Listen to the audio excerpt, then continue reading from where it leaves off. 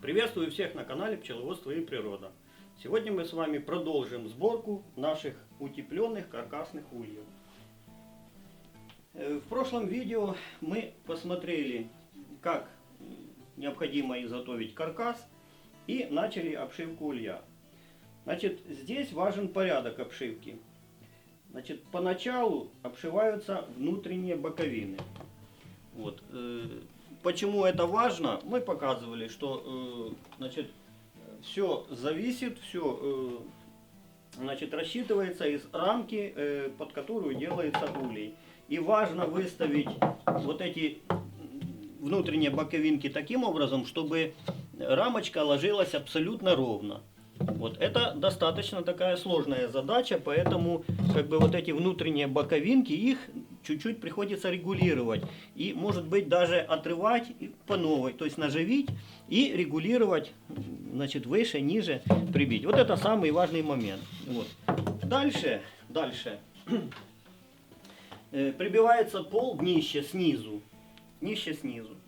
Ну и затем уже можно делать боковую обшивку.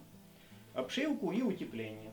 Значит, в прошлом видео мы показали, что мы уже переднюю стенку утеплили и сделали такие брусочки. Значит, мы их прикрутили для того, чтобы здесь вырезать литочки. Вот. Теперь важный момент. Значит, до того момента, пока мы не уложили днище, не сделали днище, необходимо вырезать литочки. Почему так? Потому что днище нам потом будет мешать. Мы можем случайно задеть днище, когда будем прорезать литочки. А так там свободное пространство, и это сделать проще. Значит, для того, чтобы это все правильно сделать, важен такой момент. Вырезаем переднюю крышку, верхнюю. Вот мы ее вырезали, подогнали. И теперь важный момент. Значит, мы же не сможем увидеть, где эти планочки. Надо сделать разметочку. Вот когда еще не прибито, вот здесь видно сразу, мы делаем меточку. Здесь делаем меточку. Подвигаем с этой стороны. То же самое. Здесь и здесь делаем меточку. Проводим линию, одну и вторую. Точно так же ложим крышку и сдвигаем вниз. И тут нам сразу открываются вот эти вот, сразу видно, вот эти, значит, планочки. Все делаем заметки и то же самое проводим линии. Точно так же сверху мы напротив этих планочек ставим меточки, вот, и проводим до линии, где, значит, у нас шла вот эта линия.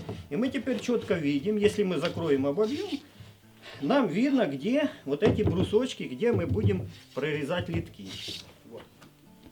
Идем дальше. Значит, чтобы быстрее это все, значит, показать, вот этот улей мы уже оббили. Теперь нам необходимо разметить сами литочки. Что для этого необходимо? Значит, такой нюанс. Здесь внутри будет днище.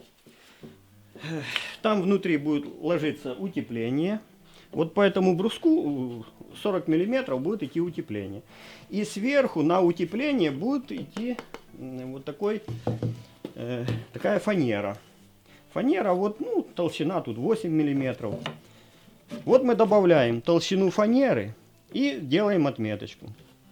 Вот пока это не обшили, это мы можем сделать. Если мы обошьем, потом сложнее будет найти, где нам делать этот литочек. Сделали мы меточку. Точно так же с той стороны. И проводим линию. Вот эту линию, когда мы провели, значит, это будет самый низ литочек. Если мы здесь вырезаем, то мы попадаем как раз, значит, литочек на уровне днища. Вот. Ну и затем, как бы, здесь вот брусочек, по центру этого брусочка мы рассчитываем. И, значит, тут у нас будет щелевой литок. Мы его обводим. Этот щелевой литочек. Вот он таким образом у нас должен быть. Ну и с той стороны, соответственно. Дальше. Верхний литочек. Верхний литочек у нас будет круглый.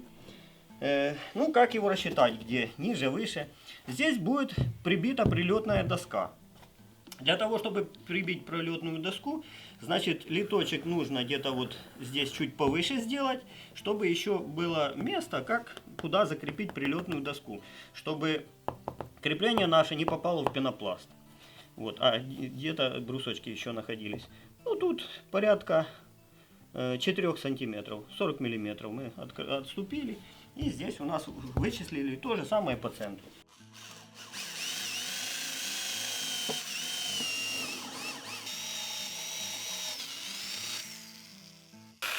Ну вот и все, прошли. Значит, фреза оказалась хорошая. Ну, здесь изнутри мы поправим потом. Значит, отверстие у нас получилось. Дальше будем вырезать нижний щелевой литок.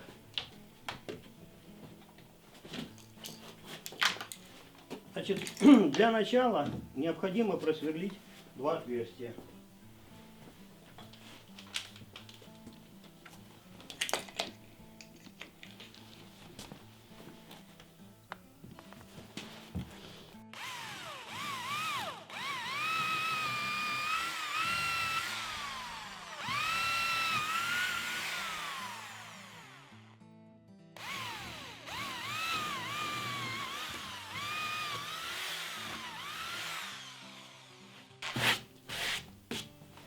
Ну, затем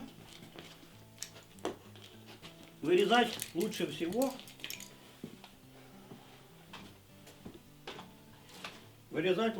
вот таким электролобзиком.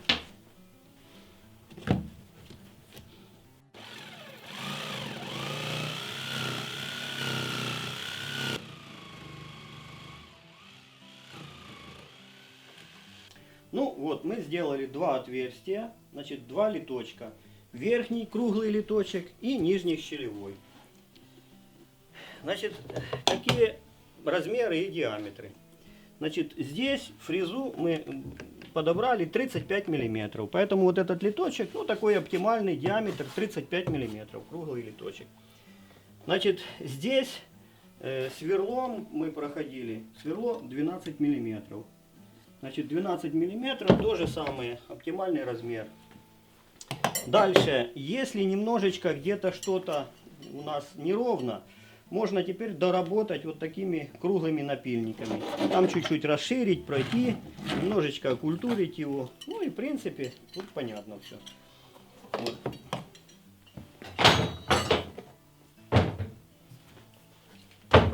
Тут есть один такой нюанс.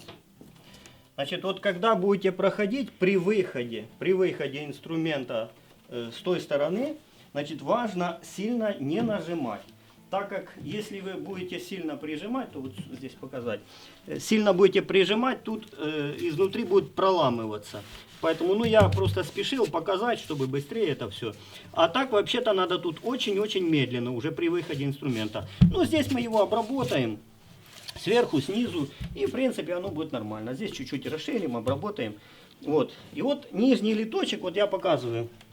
Пока пола здесь нет, вот он чуть выше, и его очень удобно здесь можно будет обработать. Если бы уже мы здесь поставили пол, значит, это все намного сложнее было бы.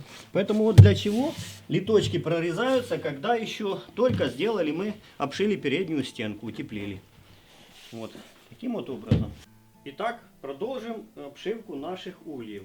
После того, как вырезали уже все литочки, подобрали, вырезали, значит, дальше проводим обшивку. Вот здесь, значит, часть материала у меня своего была, а часть я заказывал в гипермаркете строительном. Там мне сразу сделали такую порезку, но это не до конца, то есть это как заготовки. Вот, поэтому я вот прикладываю, значит, очерчиваю здесь. И теперь надо нам отрезать.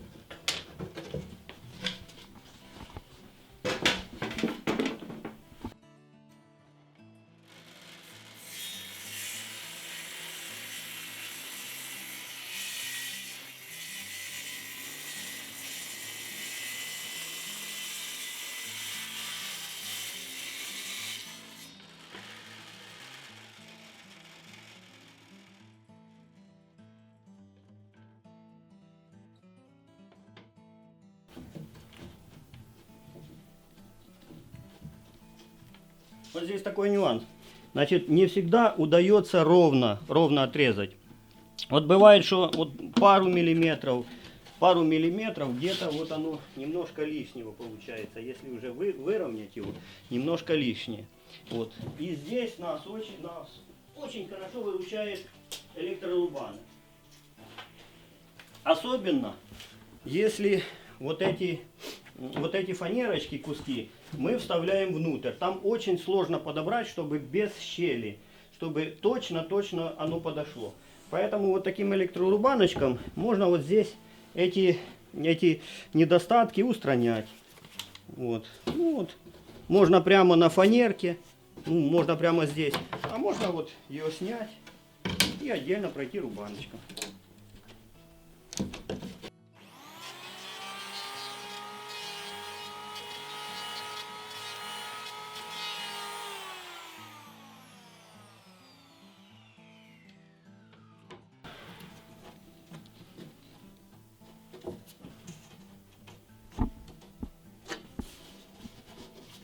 Ну, практически нормально. Значит, мы, чтобы не перепутать, потом делаем такую меточку, как мы ее подогнали. А сейчас нам необходимо сюда поставить пенопласт. Значит, если целый кусок, это делается очень легко и быстро. Здесь замеряем.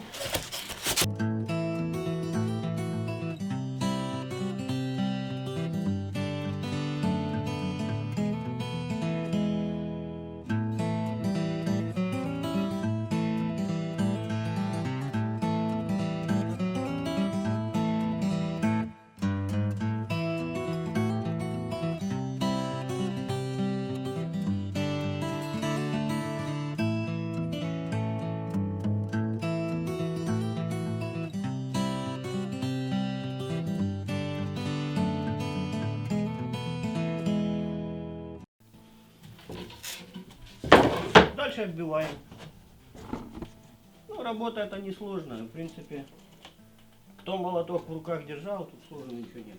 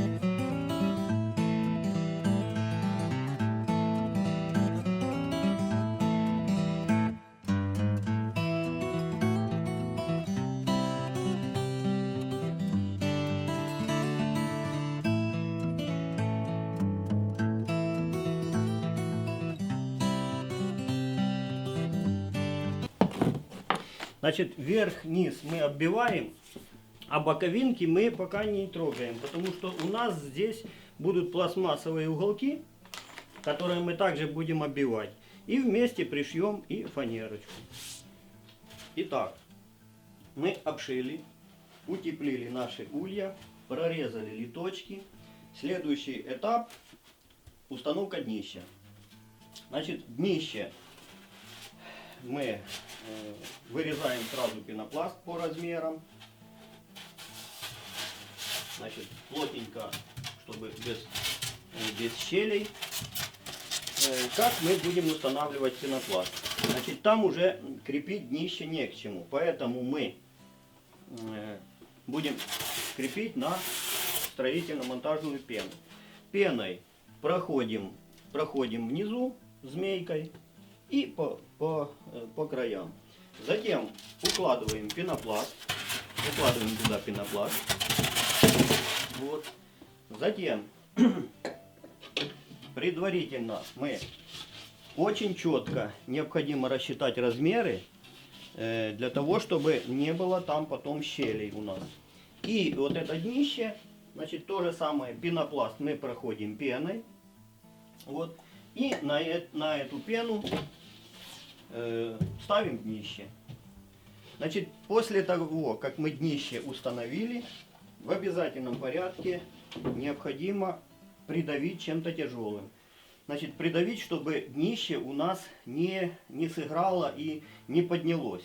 Иначе у нас будет не совпадать с литочками днище. Значит, тяжесть мы выставили, и сутки оно должно устояться, простоять. Через сутки оно застынет, и дальше будем работать.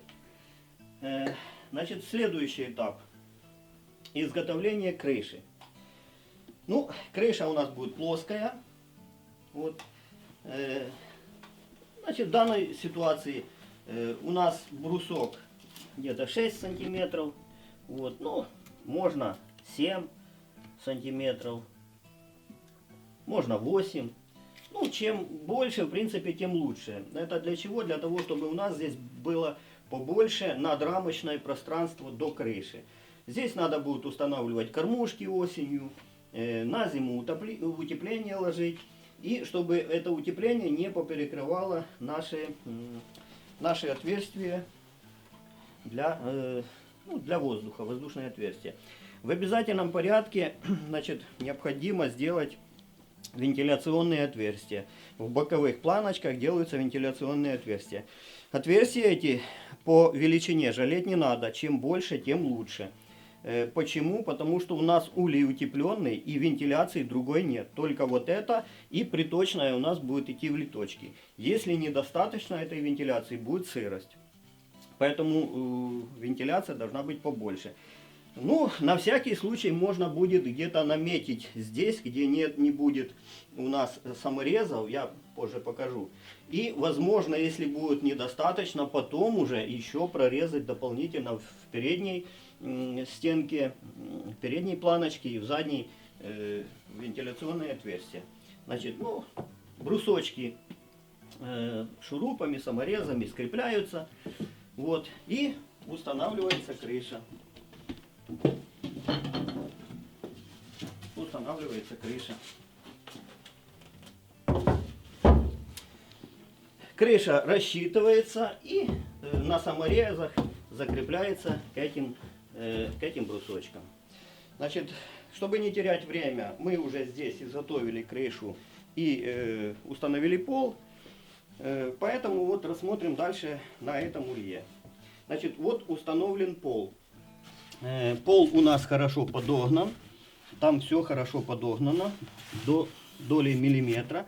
И если вы правильно рассчитаете литки и правильно рассчитаете, значит, саму фанеру толщину, то литочки должны попасть у нас на уровень пола.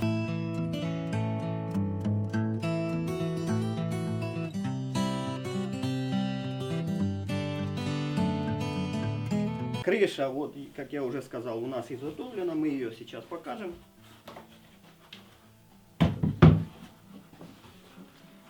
Значит, вот наши брусочки, которые мы там показывали. Вот вентиляционные отверстия. Мы их зарешочиваем. Проклеиваем пенопласт 20 миллиметров. Вот. И делается обвязка крыши. Обязательно надо сделать обвязочку крыши. Почему? Потому что у нас там будет... Ну, мы будем металлом, оцинковкой обшивать. И эту оцинковочку надо будет к чему-то прибивать. Вот. Ну, вот таким вот образом. Значит, ну, что еще показать? Если правильно все рассчитано, то вот рамочку мы ставим. Везде будут одинаковые расстояния, слева, справа и по всей длине улья. Все будет абсолютно одинаковое. И до пола, то, что мы говорили, от нижней планочки, должно быть около 2 сантиметров. Вот это оптимальные размеры для улья. В этот улей помещается 24 рамки. Значит, ставим крышу. Что еще по крыше? Значит, крышу можно делать односкатную, можно делать двухскатную, но мы в данном случае сделали плоскую. Тут есть такая проблема. Если ничего не сделать, то может здесь застаиваться вода. То есть тут может быть такая вот, чуть-чуть прогнется крыша и будет такая лужа. Для того, чтобы этого не было, что мы сделаем? У нас остаются вот такие обрезки от фанеры. Вот. Мы такой кусочек вырезаем, ложим на крышу. И здесь на 2 гвоздика можно прибить, закрепить. Плюс, значит, берем фольгоизол. Фольгоизол, ну, миллиметров 10. Можно больше сделать, но миллиметров 10 будет достаточно. И вот такой фольгоизол. Вырезаем кусок фольгоизола над тем пространством, где у нас идет крыша, непосредственно улей. И если мы вот этот фольгоизол тоже немножко закрепим и затем покроем оцинковкой, то крыша у нас будет полукруглая. Функция фольгоизола защитить от перегрева летом наш улей. Хотя там есть у нас пенопласт, но это как бы дополнительная защита. И кроме того, он даст нам вместе с этой планочкой полукруглость крыши. Здесь вода застаиваться не будет, она будет стекать по бокам, что в принципе нам и надо. Значит, дальше.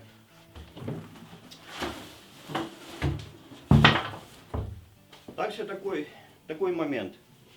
Значит, еще необходимо будет внутри изготовить сплошную перегородку. Летом у нас здесь будет семья и отводок. Для того, чтобы их, значит, сделать перегородку, мы применяем вот такую сплошную перегородку. Значит, в чем значит, особенность этой перегородки? Мы вырезаем из такой же фанерки, обычно остаются куски фанеры после изготовления улья, и мы вырезаем таким образом, чтобы миллиметра по 1,5 эта перегородочка не доходила до краев улья. И затем берем тонкую резиночку и, значит, пробиваем степлером и с другой стороны. Таким образом, чтобы здесь была резиночка, которая сыграет нам. Вот с 2 сторон сыграет. Вот. Вот сейчас мы ее закрепим степлером. Тут чуть-чуть еще осталось мне.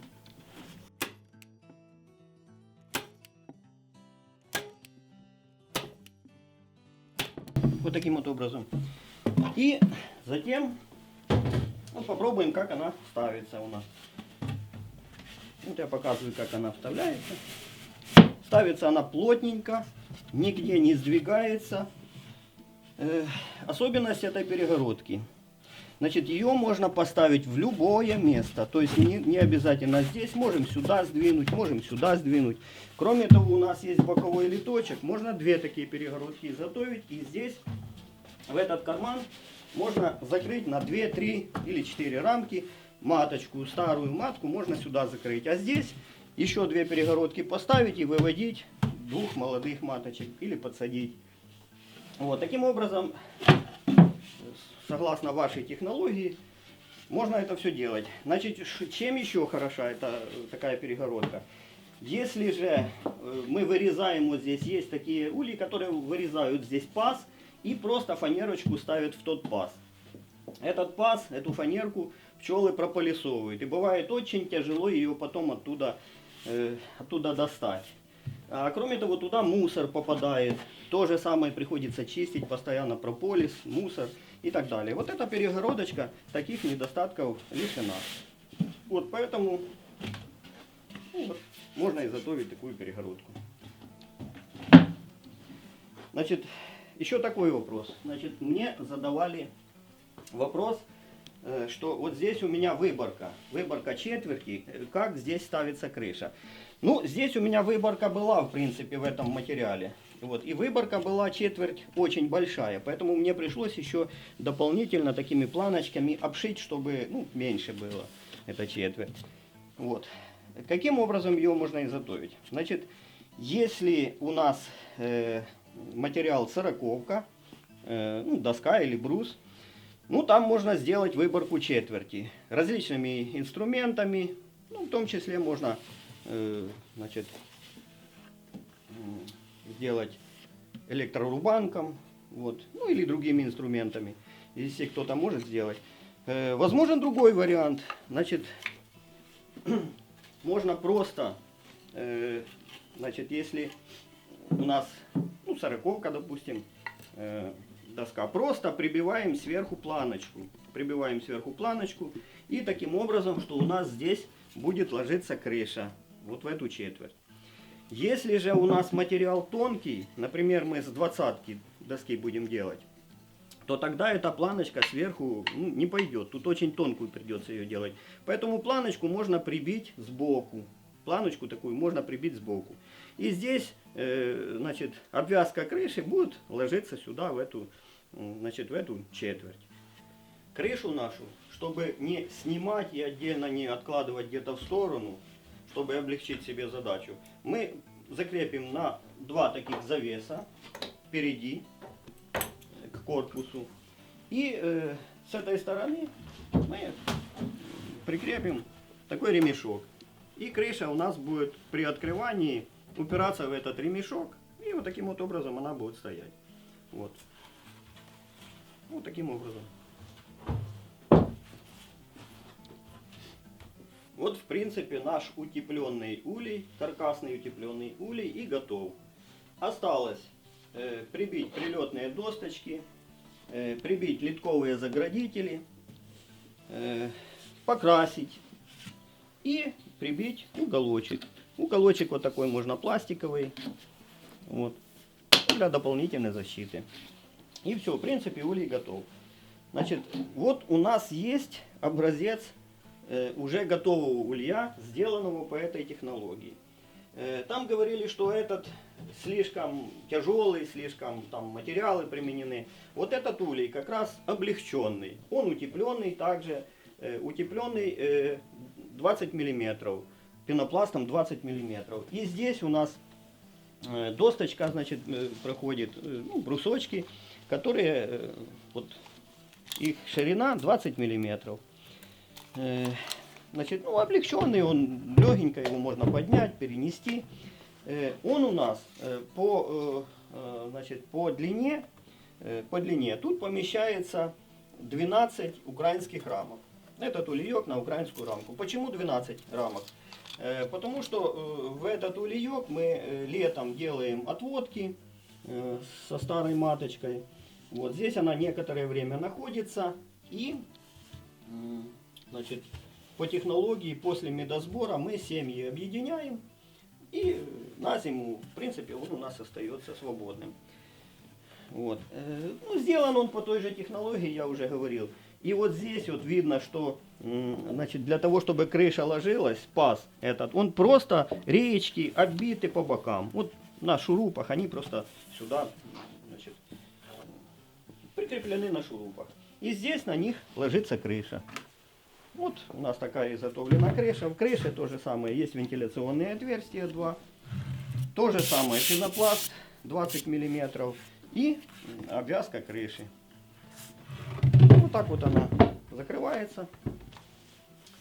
И покрыта оцинковкой. Вот такой, в принципе, приблизительно такой вид этого улья у нас будет.